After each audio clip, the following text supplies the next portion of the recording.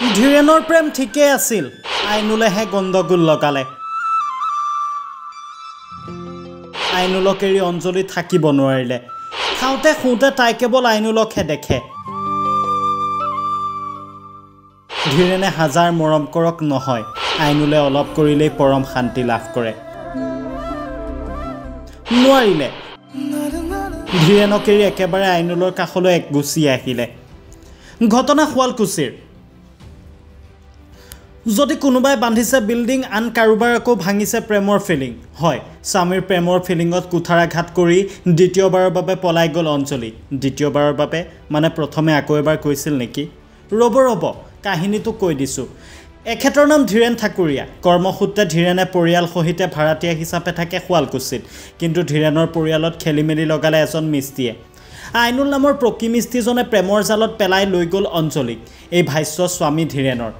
পূৰ্বেও এবাৰ আনলৈ পলাই গৈছিল অঞ্জলি নিজৰ সন্তান দুটিৰ ভৱিষ্যতৰ কথা চিন্তা কৰিয়েই পত্নী অঞ্জলিক আঁকোৱালি লৈছিল ধীৰেনে কিন্তু সকলো সীমা চেৰাই ঘৰুৱা কণ্ডলৰ চেক লৈ ঘৰৰ কাষতে অট্টালিকা নিৰ্মাণত জড়িত এজন মিস্ত্ৰীৰ সৈতে পুনৰবাৰৰ বাবে পলাই গ'ল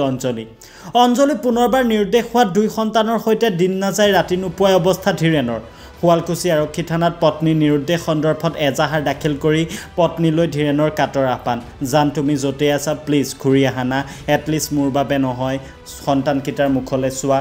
য'তে আছা সুকলমে ঘূৰি আহক তাই নিজৰ সন্তানকেইটিৰ কথা ভাবি আকৌ নিজৰ পত্নীক আঁকোৱালি ল'বলৈ সাজু হৈ আছে বুলি ক'লে ধীৰেনে পিছে বাবা ধীৰেন তেনে ভুল দ্বিতীয়বাৰ প্লিজ নকৰিবা আইনুলে যি এবাৰ নিলে তোমাক আৰু কেতিয়াও ঘূৰাই নিদিয়ে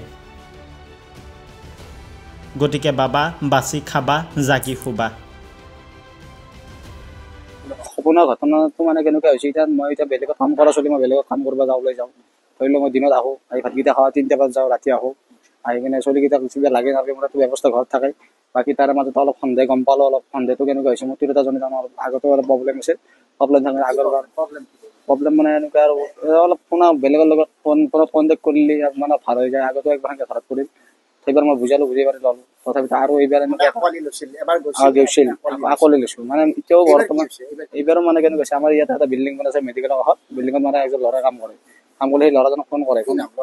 ল'ৰাজনৰ কিবা আইনুল ইছনাল নে কি নাজানো ফটোখন আছে মোৰ তাত মোৰ মানে নামটো নাম এনেকুৱা হ'ব বাকী ফটো আছে মোৰ লগত বাকী আৰু এতিয়া কাজিয়া লগা কাৰণে মই এদিন তাইক অলপ ধমকি দিলোঁ ধমকি দিয়াৰ কাৰণে ৰাতি মই বাহিৰত আৰু ওলাই গ'লোঁ এটা ল'ৰা আছে ল'ৰাজনৰ মাজে অলগজ হয় অলগজ কি দেখা মই নাজানো সেই ল'ৰাজনে মাজত তাই লিংকটো সি লগাই দিছে দি কিনে অলপ পইচা খাই থাকে ল'ৰাটোৰ পৰা পইচাও খাই থাকে পিছে মই নাজানো মিছেছ সেইদিনা ৰাতি কাৰণে বাহিৰত কাজিয়া লাগে তাই ইফালে ঘৰৰ পৰা বল আছে এইটো ঘটনা 5 তাৰিখত আৰক্ষী খবৰ কৰিলোঁ থানাত গ'লে আৰক্ষী ইমান কৈছে এজাৰখন দি হিচাপত আৰক্ষী এজাৰখন দি থৈ আহিছোঁ এতিয়া আহি পেলাই আৰু ফটো খুজিছে ফটো কপি দিছোঁ অঞ্জলিৰ নামটো সুধিলে নাম চাম সুধিলোঁ সুধি কিনে ফটো চটো দি আহিছোঁ বৰ্তমান মই যদি এতিয়া সন্দেহ মোৰ মতে যদি মই ভাবি যাওঁ এতিয়া বৰ্তমান ঘৰত ডিটেইলছ আৰু তাতে যোৱা নাই মইতো এক নম্বৰ কথা নাজানো এতিয়া যদি গেছি এতিয়া সেই ল'ৰাটোজনৰ লগত মই সন্দেহ ভাবোঁ আৰু তাৰ ল'ৰাটোৰ মোৰ তাত ফটো আছে মই ফটো কপিও পাইছোঁ আমাৰ তাইক ফোন কৰোঁতে মানে এটা ফটো থাকি যায় মোবাইলটোত তাই ফটো কপি ফোন কৰোঁতে আছে মই ফটো কপি দেখা পালোঁ কণ্টেক্টত মানে এটা আছে 13 ছেকেণ্ড কিবা 2 মিনিট কথা পতা এটা ভিডিঅ' আছে আৰু এখন এক্সট্ৰা ফটো আছে মোৰ মোবাইলত আৰু ফোনটো তাক মাৰিছিলোঁ ল'ৰাটো ফোনটো ধৰিছিল সেই কিনে ফোনটো কথা নাপাতে ল'ৰাজন ইয়াত নাই আৰু সেই ল'ৰাজনৰ ফোনটো চুইচ অফ